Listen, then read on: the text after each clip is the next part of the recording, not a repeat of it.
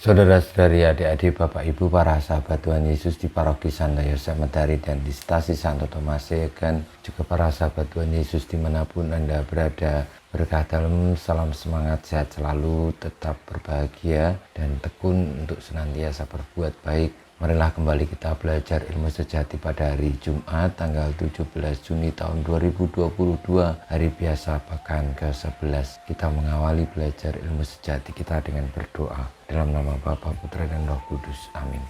Allah Bapa di surga, kami bersyukur karena tiada seorang pun yang menantikan keselamatan dengan sia-sia. Semoga sabda putramu menjadi tantangan bagi kami untuk membangun kotamu, tempat Engkau menyempurnakan segalanya, dan tempat kami menemukan kebebasan dan kedamaian.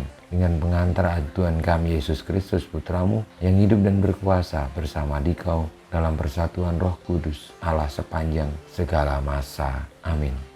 Para sahabat Tuhan Yesus terkasih, kita akan belajar ilmu sejati dari Injil Yesus Kristus menurut Matius bab 6 ayat 19 sampai dengan 23. Dalam khotbah di bukit, berkatalah Yesus, "Janganlah kamu mengumpulkan harta di bumi. Di bumi ngengat dan karat merusakkannya, dan pencuri membongkar serta mencurinya. Tetapi kumpulkanlah bagimu harta di surga. Di surga ngengat dan karat tidak merusakkannya, dan pencuri tidak membongkar serta mencurinya. Karena di mana hartamu berada, di situ juga hatimu berada. Mata adalah pelita tubuh. Jika matamu baik, teranglah seluruh tubuhmu. Jika matamu jahat, gelaplah seluruh tubuhmu. Jadi jika terang yang ada padamu gelap, betapa gelapnya kegelapan itu." Demikianlah sabda Tuhan. Terpujilah Kristus. Para sahabat Tuhan Yesus yang terkasih, sabda Tuhan Yesus pada saat berkhotbah di bukit adalah tentang ajaran-ajaran kebijaksanaan, ajaran tentang kehidupan yang akan menuntun manusia kepada yang sejati. Tuhan Yesus mengingatkan para murid dan siapapun yang percaya padanya untuk tidak mengumpulkan harta di bumi, karena harta di bumi akan berlalu, bisa rusak, bisa habis, bahkan mungkin juga bisa dicuri oleh orang lain.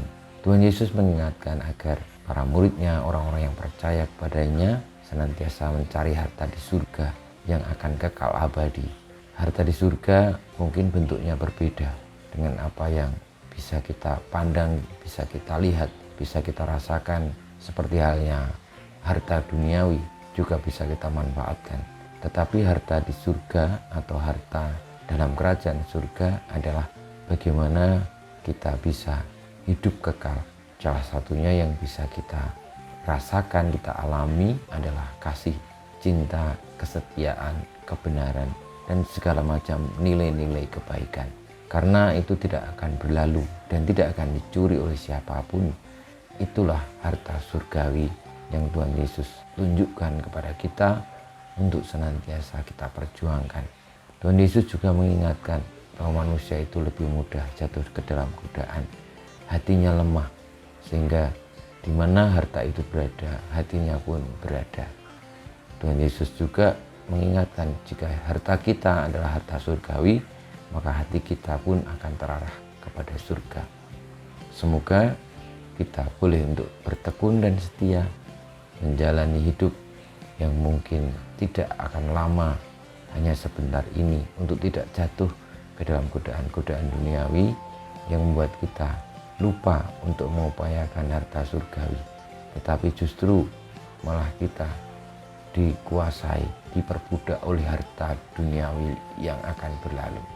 Semoga tidak demikian, namun kita beroleh harta surgawi yang membawa hati kita menuju pada hidup abadi bersama Tuhan di surga.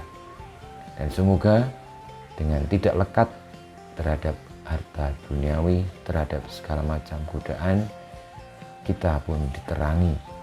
Mata kita tidak tergiurkan oleh keinginan-keinginan dunia yang tampak, yang indah, yang bagus, yang menyenangkan, yang memuaskan, tetapi mata kita dituntun untuk senantiasa bertindak, melihat, memahami, dan juga untuk senantiasa berjuang keras bagi kebaikan. Kemuliaan kepada Bapa dan Putra dan Roh Kudus, seperti pada permulaan sekarang selalu dan banyak segala abad. Amin. Ya Yesus, jadikanlah hati kami seperti hatimu. Tuhan, bersamamu dan bersama rohmu kita semua di kita perjuangan kita untuk senantiasa mengupayakan harta surgawi, senantiasa dibimbing, dilindungi, diberkati oleh Yang Maha Kuasa, Bapa, Putra, dan Roh Kudus. Amin.